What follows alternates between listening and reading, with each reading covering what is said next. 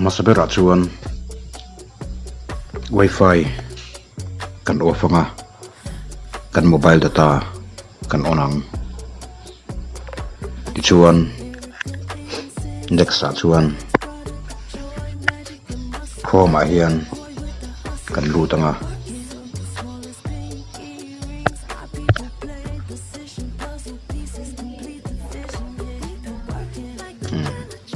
Chrome hian fast.com ti kan search don ni search bar hian fast.com ti kan search anga ki fast.com ti aram lam ta ti chuan fast.com hian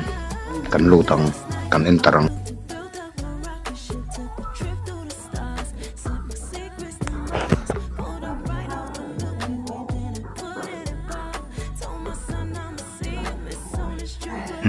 ti hian train tree hi tuna kan internet speed chak zong kan data speed chak zong mbps ania hi kan sin sia don ania makina kan internet speed kan ti san huna engza chi nge kan ti chak ain thlau ti kan don ani ti chuan kan back anga phone settings kan lut anga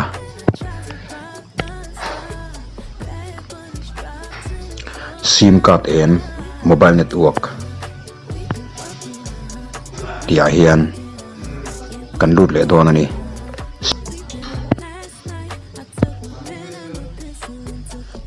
ti chuan sim pani kan hmang ani chuan akhoi ma zok zoka kan internet kan mandu na zok zoka kan lut anga sim wana hian kalut anga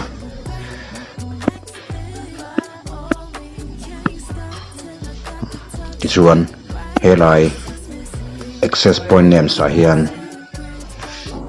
kan lut lenga mobile office aron lang ta mobile office hian kan lut lenga ti chuan kan tuai chhunga helai bearer ti hian kan lut lenga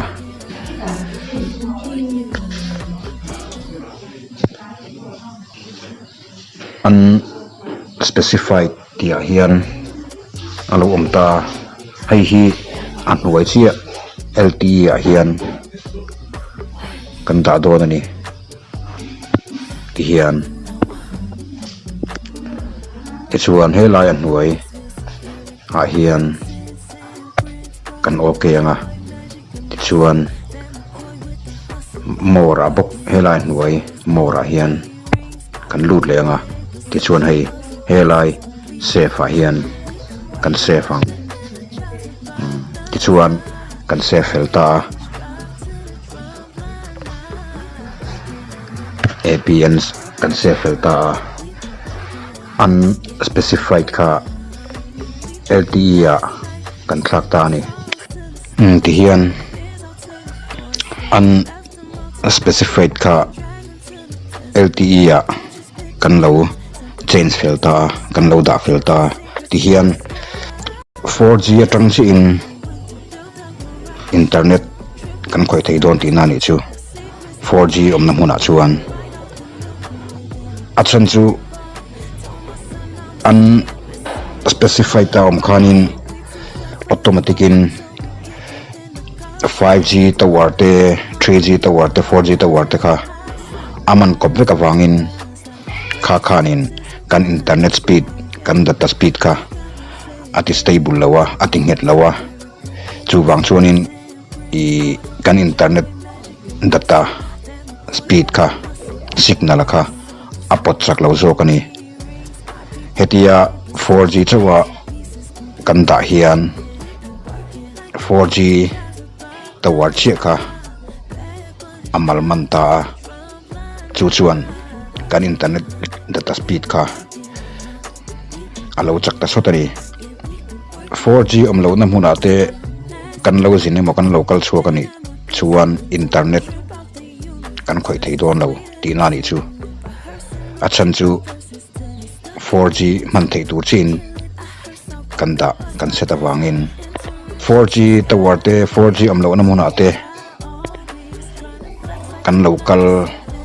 ani po in phone call le SMS te chu kan mang thei tho dona amai ro chu kan online duwa internet te kan khoi du ani chuan second ni tum chung lekin hai ngi chu apa ngai na set let le thei vekani an specify da khan adale thei vekani heta hi chuan boina tur om lawa ka soyom zia kan hriat thiam karinga 4G nam huna te kan oma 4G atang chuwa kan mobile data network man thei tur kan da hian kan network speed kha a stable tha achak zok tina ni chu ti chuan 4G omlo na hmun ate kan kala kan online du ani chuan internet kan khoi du ni chuan helai an huai reset a hian kan lutanga ti chuan anga yangin an specify da khan omle mai don ani heta hi chuan boina tur om lawa hai hi chu kan om nam huna zir khan kan du in kan change kwal thei ti na ni chu 4G om nam huna te kan om ani chuanin hetia 4G chok man thei tura da hi kan network chakna tur ti na ni chu 5G kan pangani chuan 5G chok man thei turin hemi phone setting atang hian hemi bearer hi 4G a LTE a kan dang chi khan 5G a chuan NR a kan da ve thunga chu chuanin 5G chok network dang 4G te 3G tawar te katiang man kop lo khan 5G chi 5G ngor chi kha atang khan internet kan khoi thei don ti na ni chu kan bek anga chrome a hian kan lut le ang ti chuan search bar a hian fast.com ti kha kan search le ang fast kian ti chuan fast.com a hian kan lut anga kan entarang